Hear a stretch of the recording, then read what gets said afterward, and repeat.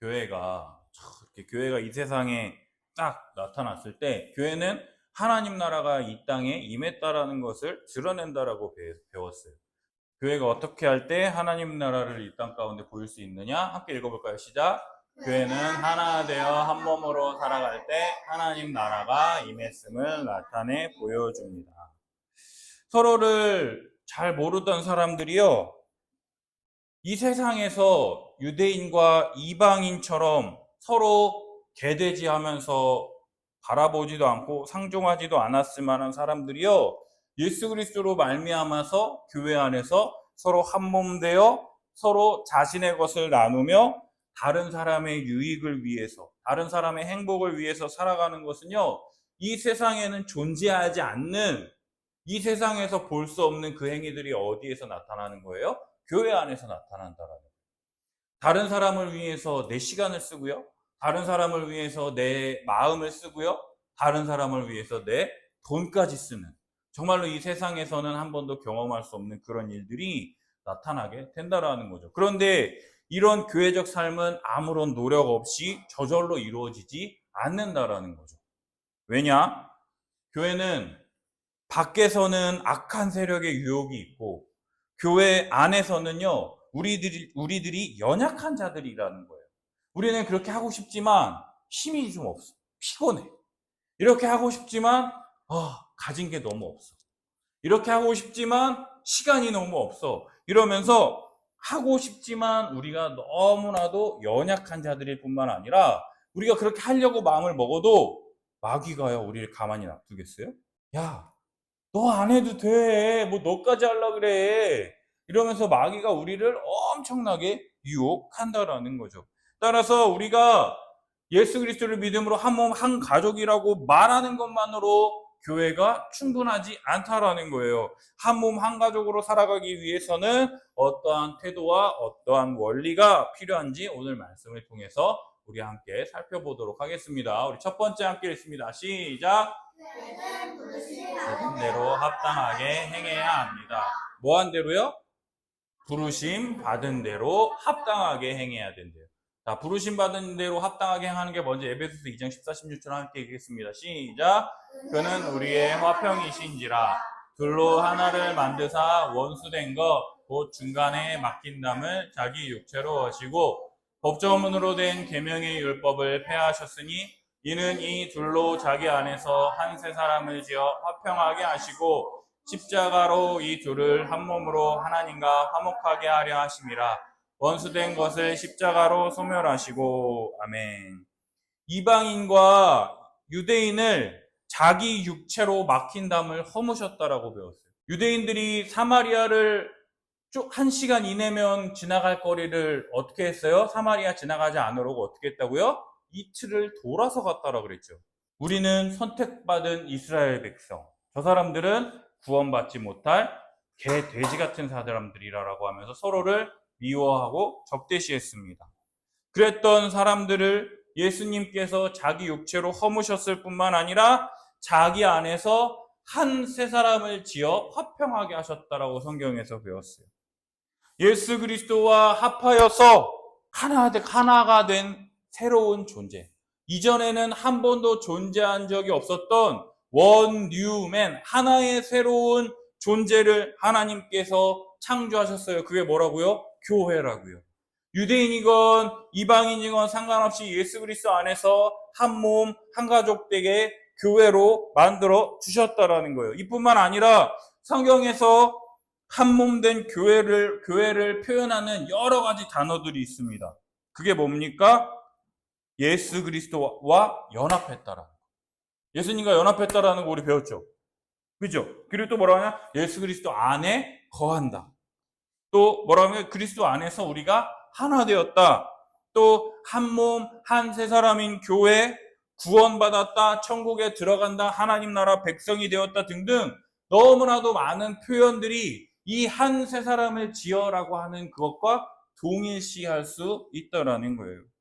하나님은요, 믿는 우리를요, 예수 그리스도와 합하게 하셔서 그와 연합하여 하나 된 교회로 만드셨습니다. 그렇다면 이제 그리스도의 뜻을 따라서 이제 교회적 존재에 어울리는 삶을 살아야 한다라는 거죠.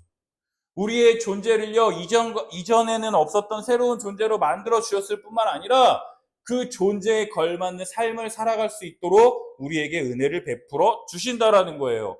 따라서 교회로 부르신 이 부르심에 합당하게 행하기 위해서 가장 먼저 말씀하시는 자세가 무엇인지 우리 함께 살펴보도록 하겠습니다. 첫 번째 함께 있습니다. 시작! 교회는 부르심에 합당하게 살기 위해서 구체적인 자세가 필요합니다. 구체적인 자세 한번 읽어볼게요. 시작! 그 안에 매는 줄로 성령이 하나 되게 하신 것을 힘써 지키라. 아멘. 첫 번째, 성령이 평안에 매는 줄로 하나 되게 하신 것을 힘써 지켜야 한다라는 거예요. 성령님이요, 평안이라고 하는 이 줄로, 평안, 히브리어로 샬롬이라고 그래요. 하나님이 주시는 은혜로 말미암아 평화로운 상태, 분쟁이 없는 상태, 싸움이 없는 상태, 그 평안이라고 하는 그 줄로 우리를 묶어가지고요, 하나 되게 하신 것을 힘써 지키라라고 지금 이야기하고 있다는 거예요. 힘써 지키라라고 하는 이 단어인 이스푸다 존테스라고 하는 이 단어를 살펴보면은요, 서두르다, 열심을 내다, 온갖 노력을 다하다라는 뜻이라는 거예요. 성령이 하나 되게 평안에 매는 줄로 하나 되게 하신 것을 힘써 지켜야 되는데 어떻게 해야 되느냐? 온갖 힘을 쓰고 서두르고 할 수 있는 온 힘을 다 기울여가지고 하나 되게 하신 것을 힘써 지켜야 한다라고 이야기하고 있다라는 거예요. 이 단어를 이야기할 때 한 학자가 이렇게 얘기했어요. 이 단어의 긴박성을 정확하게 옮기는 것은 거의 불가능하다. 서두름과 열정뿐만 아니라 의지, 감성, 이성, 육체적 힘과 모든 마음가짐을 포함하는 전인적인 모든 노력을 의미한다. 이렇게 말하고 있어요. 힘써 지키라라고 하는 이 성경에 쓰여있는 이 단어 이 하나만 가지고 딱 얘기하면은 그 당시 사람들은 알아듣는 거예요. 모든 사람들이 딱 힘써 지키라 하면 시작하면 어떻게 되는 거예요? 100m 달리기 막 뛰는 것처럼 막 달려가야 된다라는 거예요. 근데 대충 하면 돼요? 아니요. 온 마음을 다해서, 온 힘을 다해서 할 수 있는 모든 것을 다해서 평안에 매는 줄로 성령이 하나 되게 하신 것을 힘써 지켜야 된다라는 거예요. 그래서 이 헬라어 이 단어를 보면은요, 되든 안 되든 그냥 어떻게든 되겠지. 이러한 수동적인 태도, 또 그냥, 그래, 어떻게 한번 해봐라.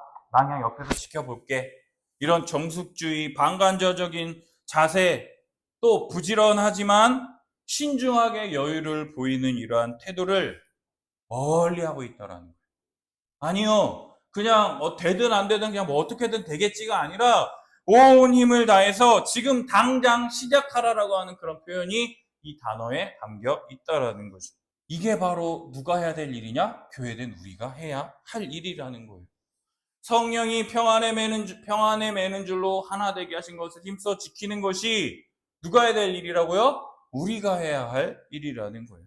이런 철박한 의미가 본문에 포함되어 있다라는 거죠. 함께 읽어볼까요? 시작! 성령이 평안에 매는 줄로 하나 되게 하신 것을 힘써 지켜야 합니다. 부르심에 합당하게 살기 위해서요, 성령이 우리를 평안에 매는 줄로 하나 되게 하신 것을 힘써 지켜야 됩니다. 두 번째로요, 말씀 한번 읽어볼게요. 시작! 모든 겸손과 온유로 하고 오래 참음으로 사랑 가운데서 서로 용납하고. 아멘. 방금 앞에서 살핀 것처럼요, 이렇게 당장 시급하게 모든 노력을 기울여서 하나됨을 지키기 위해서 구체적으로 어떻게 우리가 해야 하느냐? 첫 번째로 모든 겸손과 온유로 하고 오래 참음으로 사랑 가운데서 서로 용납하라고 성경은 이야기하고 있다라는 거예요. 한번 읽어볼까요? 시작. 하나됨을 위해서 노력하는 것치곤 평범해 보임. 그러나 예수님으로 말미암아 우리가 어떤 존재가 되었는지를 생각한다면 이러한 삶의 자세와 방향은 대단히 중요하고 근본적이에요. 하나 되기 위해서 힘써 지키래. 그래서 하라는 게 뭐예요? 겸손과 온유와 오래 참음과 사랑 가운데 서로 용납하래. 별거 아니네 이렇게 생각할 수 있잖아요. 어렵지 않네. 그죠? 근데 정말 어렵지 않은지 한번 살펴봅시다. 모든 겸손이래요. 겸손. 겸손이 뭐예요, 여러분? 옆 사람 한번 봐보세요. 어떤 생각이 들어요? 옆에 사람 한번 보세요. 가장 가까이 있는 사람들에 대해서 우리가 귀하게 여깁니까? 아니면 그냥 볼품없이 막대합니까? 옆에 있는 사람 귀하게 여겨요? 우리 솔직하게 얘기해봐요. 우리 혜솔아, 엄마한테 귀하게 대합니까? 아니면 엄마 편안하게 막대합니까? 우리 혜솔이는 착해서 거짓말을 못해.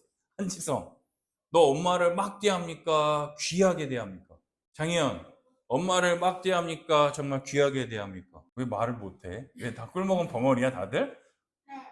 어? 너희들 왜 말을 못하겠어요? 막대하니까, 볼품없이 대하니까. 왜?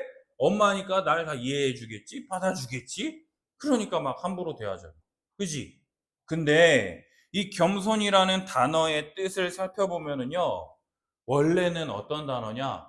노예에게 어울리는 단어가 바로 이 겸손이라는 거예요. 겸손이라는 단어의 원래 뜻을 살펴보면은요, 지체를 귀하게 여기고 인정해주며 자신을 낮춘다라고 하는 표현이 있습니다. 뭐라고요? 지체를 귀하게 여기고 인정해주며 자신을 낮춘다라고 하는 표현이 있습니다. 누가복음 17장 1절에서 10절을 보면은요, 노예가 하루 종일 밖에 나가서 일을 하고 오다가 점심때가 돼서 집에 와서 뭐 합니까? 주인을 위해서 밥을 차립니다. 밥을 차리고 나서 이제 주인이 앉아서 식사하실 때 뭐 합니까? 반찬이 부족하지는 않은지, 물이 부족하지는 않은지 옆에 서가지고 막 이렇게 서빙을 해준 다음에 주인이 이제 다 먹고 가고 나서야 어떻게 하는 거예요? 자기가 앉아서 그때 이제 밥을 먹는 거죠. 근데 그 노예가 종이 나도 밖에서 하루 종일 일하다 왔는데 지 밥 먹을 때 나 저 끝에 앉아가지고 같이 밥 먹으라고 이렇게 말도 안 해주냐? 진짜 주인 너무 나빴다. 이렇게 말하는 종이 있어요?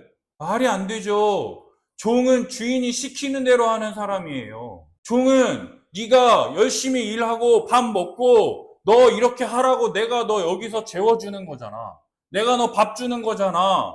그렇게 하는데 날 위해서 아무것도 안 해주고 이렇게 할 수 있는 거야? 라고 말할 수 있어요? 없다라고 성경에 쓰여져 있어요. 왜요? 네가 해야 할 일을 해야 했기 때문이라는 거예요. 그렇게 안 해줬다고 나한테 같이 밥 먹을 때 힘들었지? 야 너 좀 가서 쉬어. 이 말 안 해줬다고 종이 삐질 수가 있어요? 없어요? 삐질 수가 없다라는 거예요. 성경에 뭐라고 되어 있느냐? 종은 자신을 스스로 무익한 자라 여기며 해야 할 일을 한 것뿐입니다. 라고 그 성경에 기록되어 있다라는 거예요. 이처럼요, 교회 안에서 다른 사람을 겸손히 대한다라는 것이 무슨 뜻이냐?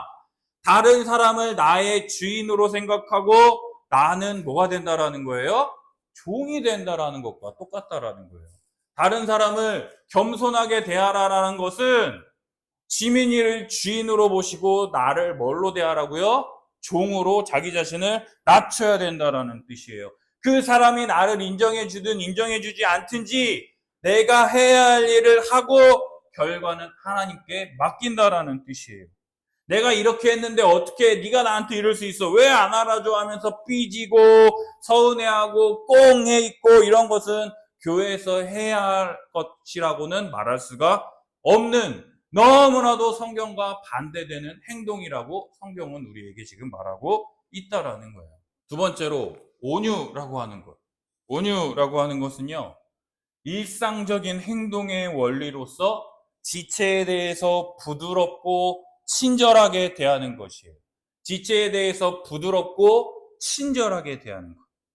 목사님은요, 군대에서 장교 생활을 해가지고, 야, 임마, 너 이거 똑바로 안 해? 막 이러면서 막 이렇게 지휘하고, 잘하면은 휴가 보내주고, 못하면은 징계하고, 막 이런 일들을 해가지고, 목사님은 힘으로 명령하고 강하게 하라는 성향이 강한데요. 목사님의 아내를 보면은요, 부드럽고 친절하게 잘 대해주는 것 같아요. 이러한 온유라고 하는 것은요, 상대방의 연약함을 감당하는 내면의 힘을 나타낸다라는 거예요. 교회에서 이 사람이랑 막 서로 하나 돼가지고 살아가려고 하는데 이 사람이 좀 못해, 연약해.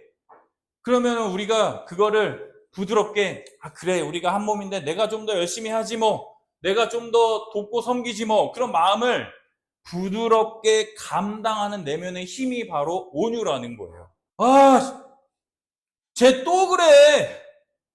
아, 지겹다, 지겨워. 쟤는 언제 좀 변할라나. 아, 짜증나, 짜증나. 왜 맨날 나만 이렇게 해야 되는 거야? 쟤는 손이 없어, 발이 없어. 어? 왜 쟤만 저러고 나만 왜 맨날 죽도록 일해야 되는 거야? 막. 목사님 진심을 말하신 것 같아요.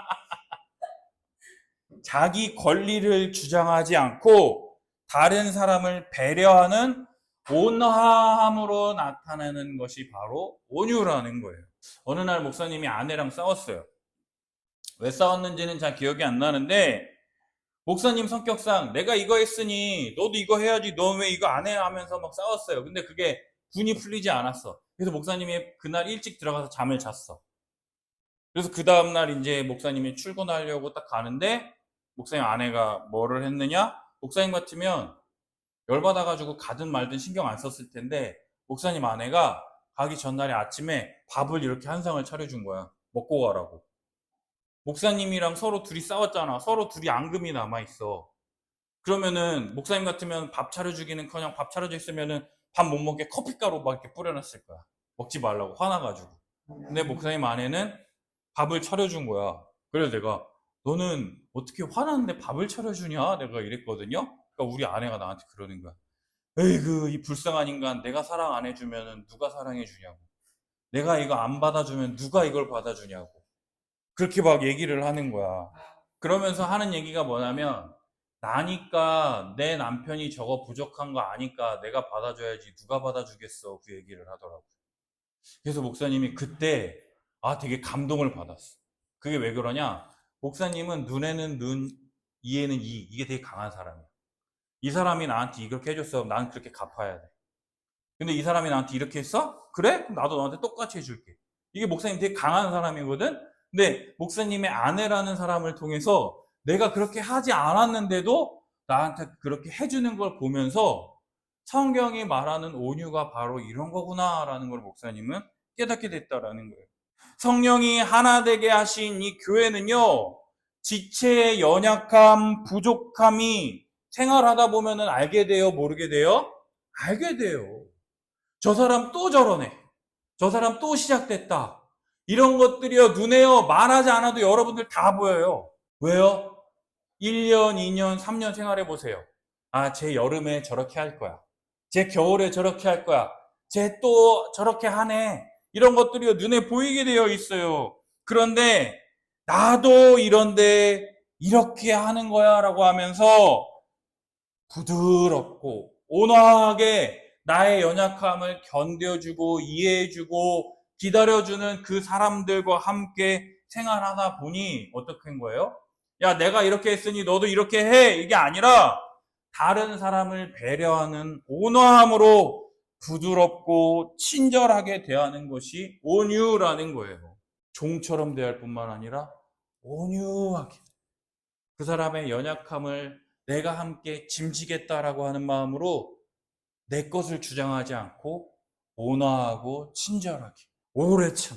오래 참음은요, 지체의 약점을 잘 받아주고 잘못이나 실수에 대해서 분노하거나 보복하지 않는 것을 말한다라는 거예요. 우리가 한번 실수하면은 뭐라 그럽니까? 또. 우리 실수한 거 또 해요? 실수 안 해요? 실수하잖아요. 그죠? 목사님이 제일 화날 때가 우리 아내가 맨날 했던 거 또 실수했을 때 목사님이 뭐라 그래요? 나도 안 그래야 되는데 그게 잘 안 돼. 우리가 또 실수했어. 우리 지민이가 또 이렇게 실수했어. 그럴 때 우리의 반응이 어떻게 합니까? 에휴, 또 이렇게 우리가 반응하잖아요. 근데 우리 지민이가 TV 보는데 이혼 숙녀 캠프인가? 거기에서 막 하는데 지민이가 나한테 그러는 거야. 이거 아빠가 잘하는 거다 이러는 거예요. 막 거기서 막 지적하는 거. 근데 이게 너무 찔리는 거야 내가. 왜요? 잘못하는 것들, 지적하고 비난하는 말들 이렇게 하는 것들을요 나도 알고 있어. 근데 오래 참음이래잖아. 그 사람의 연약함을 잘 받아주고 실수에 대해서 분노하거나 보복하지 않으려고 해야 하는데 목사님이 제일 안 되는 게 이 부분이에요. 목사님은 이럴 때마다 내 입을 좀 꼬맸으면 좋겠어. 그러면서 목사님 그때마다 깨닫는 거예요. 아, 나 아직도 멀었다. 나 어떡하냐. 그리고 또 이런 말 듣는 사람들 이렇게 지적받잖아요. 그러면 우리는 또 어떻게 반응합니까? 그래, 너는 얼마나 잘하나 두고 보자 하면서 우리가 어떻게 하는 거예요? 그 사람을 트집 잡으려고, 보복하려고 하고, 공격하려고 하고. 예전에는 우리 아내도요, 뭐라 그러면 막 울고 아무 말도 안 했는데, 이제는 뭐라 그러냐면, 자기는 막 이러면서 이제 막 공격하기 시작했어. 이건 누구 때문에 이렇게 된 건가? 나 때문이죠.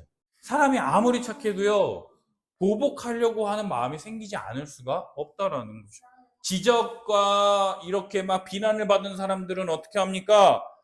그 사람을 향해서 가시돋친 말을 내뱉고 배려하지 않고 그 사람을 찌름을 통해서 악순환이 계속해서 반복된다라는 거예요. 목사님이 야 한지민 너는 왜 이렇게 하는 거야? 장희연 너는 왜 이렇게 하는 거야? 어혜슬 너는 왜 맨날 이렇게 하는 거야? 이게 사람을 세울까요? 사람을 자꾸 위축되고 줄어들게 만들까요? 자꾸 점점 작아지게 만들어요. 근데 우리는요, 이 오래 참음이라고 하는 걸 잘해요? 잘 못해요? 잘 못해요.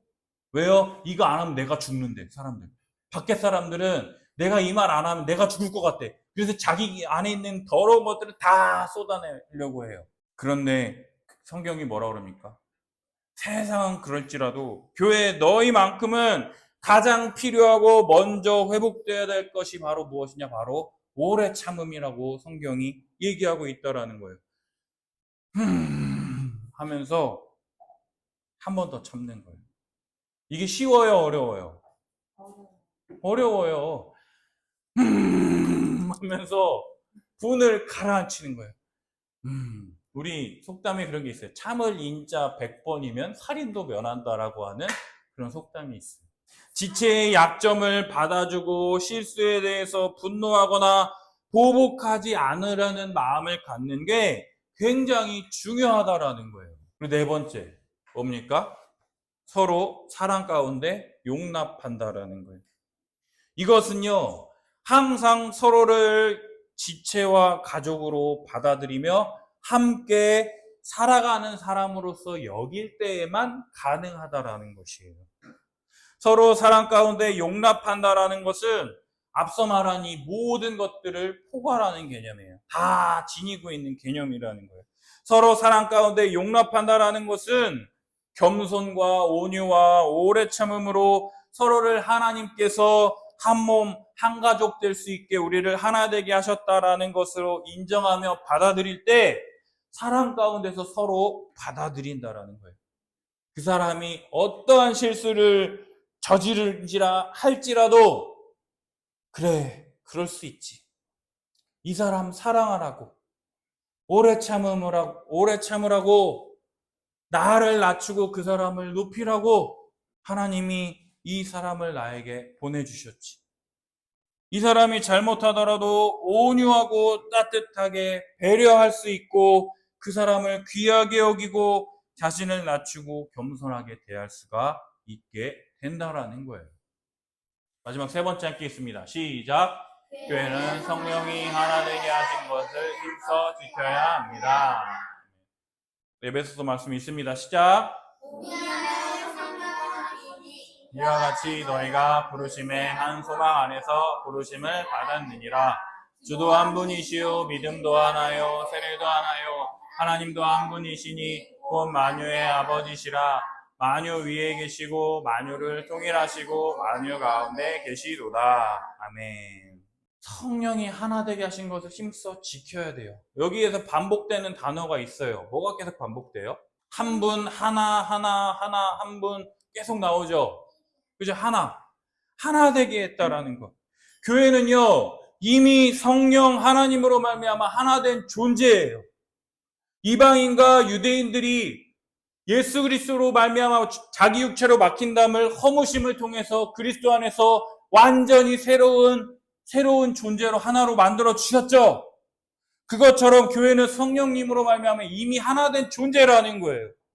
성령님은 평화의 줄로 우리를 하나로 묶어 주셨습니다. 하나님의 은혜로 말미암아서 우리를 하나로 꽉 묶어 주셨어요. 우리는 이미 그리스도 안에서 하나 되어서 화평의 관계를 맺고 있다라는 거예요. 그게 바로 교회라는 거예요. 이미 우리는 하나님 나라가 어떠한 곳인지를 이 땅에서 맛볼 수 있게 되었다라는 거예요. 그러므로 우리는요, 우리 교회가 이런 교회가 되도록 우리가 애써야 됩니다, 힘써야 됩니다 할 필요가 없다라는 거예요. 왜냐? 하나님이 이미 다 그것을 행하셨기 때문이라는 거예요. 예수 그리스도로 말미암아서 예수 그리스도를 믿음으로 새로운 존재 교회가 되었다라는 것은 하나님이 다 이렇게 하나 되게 하신 것, 하나님이 만유를 다 통일하시고 하나님이 지키시고 다스리신다라는 것을 그 부르심을 받았다라고 성경이 지금 이야기하고 있다라는 거예요. 따라서 우리는 그리스도 안에서 우리를 위해 이 모든 일을 행하신 하나님의 은혜를요, 뭐 하기만 하면 돼요? 믿고 받아들이고 순종하기만 하면 된다라는 거예요. 하나님이 우리를 하나 되게 하셨다면 우리가 할 일은 아주 단순합니다. 그것을 믿고 누리며 그 하나됨을 지키면 된다라는 거예요. 이미 성취된 하나님 하나됨을 지키는 가장 강력하고 적극적인 도구가 무엇이냐? 겸손과 온유이며 오래 참음과 사랑으로 서로 용납한다라는 것을 믿고 이 안에서 해야 한다라는 거예요. 그것을 어디에서 노력하며 살아가느냐? 한 몸 된 교회 안에서 교회적 삶을 통해서 한 몸 된 교회로 부르셨다라는 것을 인정하며 주 안에서 하나 된 교회를 지키고 악의 유혹으로부터 교회를 보호하는 가장 효과적인 방법이 무엇이냐? 겸손함으로 서로를 온유하게 대하고 상대방의 약점이나 실수나 허물을 오래 참아주고 용납하며 이 모든 것을 사랑으로 행하는 것이 교회 안에서 우리가 가장 애써야 될 일이라는 거예요. 여러분, 근데 이거 보니까 이거 가장 먼저 해야 할 곳이 어딘 것 같아요? 이 네 가지를 가장 먼저 실행해야 될 곳이 어디인 것 같아요? 가장 먼저 가정 안에서 이것을 해보는 거예요. 그런 다음에 그것보다 더 큰 개념인 교회에 와가지고 이것들을 해야 하는 거예요. 근데 이것들이 쉬워요, 어려워요? 쉬워요, 어려워요? 어려울 것 같죠? 그러니까 어떻게 하는 거예요? 겸손하게. 그 다음에 어떻게 하는 거예요? 온유하게. 그 다음에 어떻게 하는 거예요? 오래 참음으로 서로 사랑으로 용납하며 받아들이는 것이 필요하다라는 거예요. 하나님은요, 이런 자세로 하나님의 교회를 힘써 지키라고 우리에게 명령하셨다라는 거예요. 이게 교회 안에서 해야 할 가장 급한 일이라는 거예요. 세상 사람들처럼 나 열받아서 나 건드리기만 해. 내가 다 퍼부어버릴 거야. 이러한 마음가짐으로 살아가는 것이 아니라 교회는 어떻게 살아가라고요? 서로 겸손하게 온유하며 오래 참음과 서로 사랑으로 용납하며 남에게 미루지 말고 네가 해, 너 먼저 해 이렇게 하지 말고 모든 노력을 다해서 힘써 지키라. 온 마음과 온 뜻과 온 전심 전력 다해서 나만 하라? 아니요. 모든 사람이 다 함께 뛰어들어서 이러한 공동체를 만들라라고 성경이 이야기했다라는 것이죠. 우리 함께 읽어볼까요? 시작. 다른 사람을 귀하게 여기고 인정해주며 자신을 낮추는 겸손이 우리의 기본적인 자세가 되어야 합니다. 다른 사람에 대해 부드럽고 친절하게 대하는 온유가 우리의 일상적인 행동 원리가 되어야 합니다.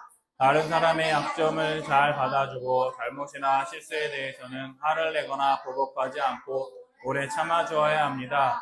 그리고 항상 서로를 지체와 가족으로 받아주고 함께 살아가는 용납함이 교회적 삶의 근간이 되어야 합니다. 아멘. 여러분, 이 네 가지가 우리 교회 안에서, 우리 가정 안에서 이루어진다라고 생각해 보세요. 얼마나 행복하겠습니까? 내가 실수해도 괜찮아, 다음에 잘하면 되지 하고 하면서 인정해주고 오래 참아주고, 또 내가 막 이렇게 했는데도 괜찮아 하면서 더 내가 못할 때마다 뒤에서 밀어주고 앞에서 끌어주고, 그게 어디냐? 바로 교회라는 거예요. 한 주간 동안 이 네 가지를요, 가정에서도 해보고 교회에서도 한번 해보세요. 내가 막 안에 있는 거 막 이렇게 하려고 할 때마다 겸손하게 다른 사람을 주인으로 높이고 나는 종이 되어서 그 사람을 섬겨보려고 노력하세요. 그 다음에요, 온유하게 내 것을 주장하려고 하는 것이 아니라 그 사람을 위해서 한 번 더 생각하고 따뜻하고 배려하는 마음으로 말을 한번 해보세요. 그 부드러움이라는 것은 막 속은 막 부글부글 하는데 겉으로 그냥 이게 아니에요.